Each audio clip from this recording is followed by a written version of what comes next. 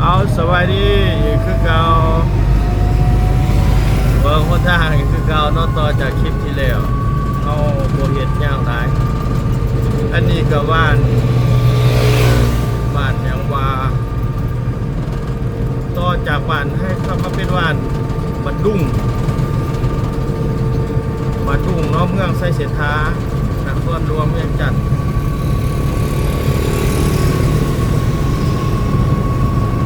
ตอนเสาร์เนาะประมาณนี้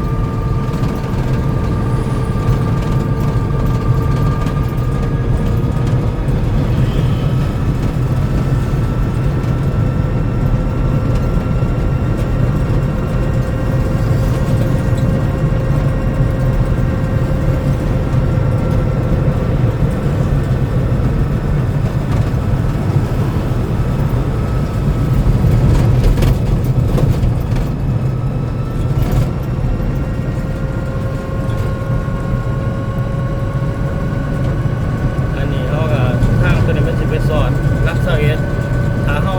ขี่ซื้อไปเลยกลายไฟแดงไปแล้วเราไปออกรักษาเอสไปแล้วก็ใส่ตัวนี้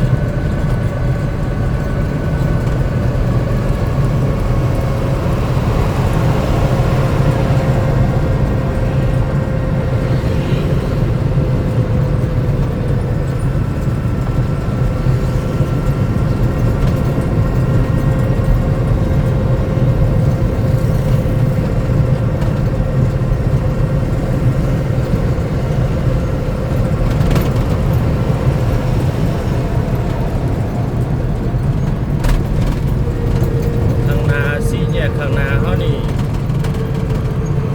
กายไปเลยเนาะซื้อไปเลยแมนออกไปรักษาเอสเดี๋ยวครัวแมนไปทาง450 ปีก็คือทาง400ขนาดเนาะตัวนี้ทาง400เดี๋ยวครัวไปเลยขี่ไปเลยขี่ไปเดี๋ยวครัวไปเลยนี่จะไปครัวมิตรภาพเล่าไทยแห่งที่หนึ่งเนาะน้องค่ายแล้วคันเป็นเดียวซ้ายแมนเขาไปทางสมมติว่าซื้อทางตัวนี้ไปเลยไปดงโลกายดงโลกไปหอดทางดวนซีเกิดนะแล้วเขาสิเดี่ยวสายไปเพราะว่าเขาสิไปขี่รถสายไต่ไปรถไฟเนาะแล้วมันเดี่ยวสายไปนี่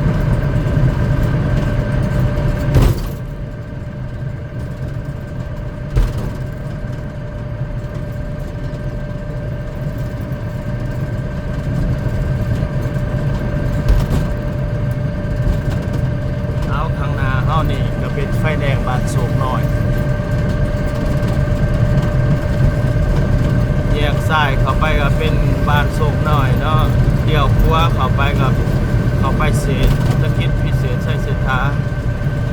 เขตเศรษฐกิจพิเศษความรวมใช้เศรษฐาแล้วเนาะบอนนั้นจะมีแต่โฮมจากโรงงานเขาเคยเอาคลิปลงแล้วทีนึงบอนเขตโรงงานเขตอุตสาหกรรมที่เป็นพวกคนจีนเนาะมาลงทุนเป็นส่วนใหญ่อยู่นะโอเคไปต่อเขาจะไปซื้อเลย